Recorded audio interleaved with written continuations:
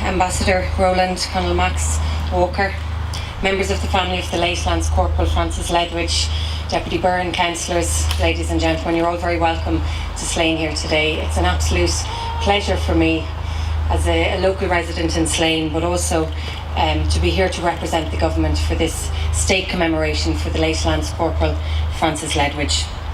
He was a poet, he was a patriot, and above all he was a very proud Meath man.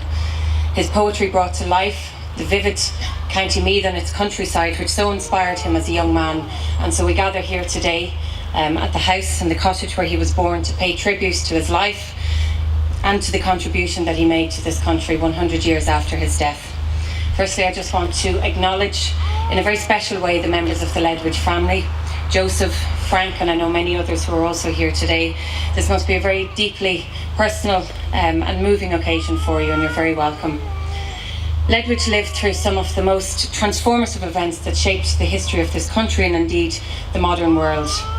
It was a period of immense political, of social and of cultural change.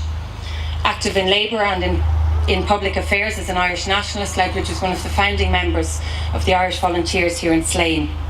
In 1914, he enlisted with the Royal Enniskillen Fusiliers Regiment of the British Army for World War I, because he later said that she stood between Ireland and an enemy common to our civilization. Ledwidge was wounded in 1916, and while recuperating in hospital, he heard of the news of the 1916 Rising. The subsequent execution of its leaders, in particular his fellow poet and his friend Thomas MacDonagh, had a profound effect on Ledwidge. He mourned his friend in the haunting lament for which he will always be remembered.